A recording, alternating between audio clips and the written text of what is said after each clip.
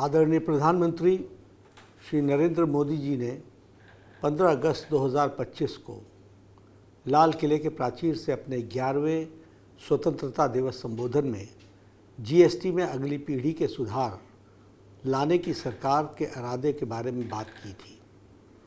उनके यशस्वी नेतृत्व में केवल 20 दिन में ही जीएसटी काउंसिल ने ऐतिहासिक सुधार करते हुए तमाम जरूरी वस्तुओं पर टैक्स या तो ख़त्म कर दिया या फिर काफ़ी कम कर दिया है।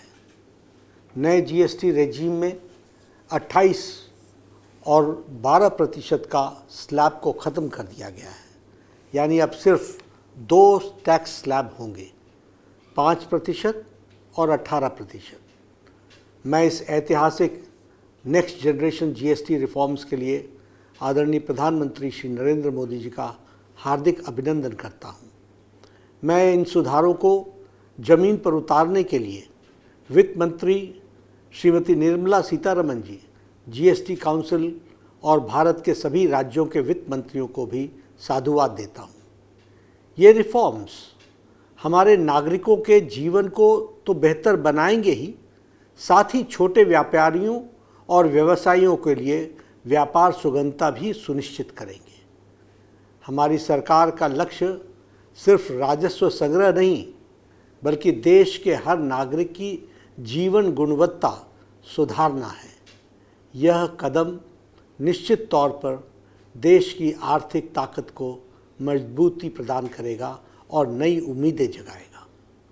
दूध, आटा सहित रोज़मर्रा की कई वस्तुओं पर जीएसटी को ज़ीरो कर दिया गया है। साथ ही आम आदमी के उपयोग की कई वस्तुओं पर टैक्स को 12%, 18% या 28% से घटाकर सिर्फ 5% कर दिया गया है।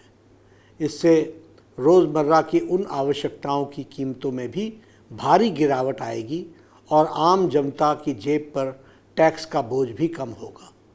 जीवन बीमा और स्वास्थ्य बीमा, यह भी जीएसटी को ज़ीरो कर दिया गया है। यह कदम आम जनता के स्वास्थ्य और वित्तीय सुरक्षा को मजबूती प्रदान करने की दिशा में उठाया गया एक बहुत महत्वपूर्ण कदम है। महंगे घरेलू उपकरणों और वाहनों पर भी टैक्स दरों में भारी कटौती की गई है। खेती बाड़ी उपयोग में होने वाली ट्रैक्टर, मशीनरी, कटाई थ्रैशिंग के उपकरण आदि पर भी टैक्स को काफ़ी घटा दिया गया है।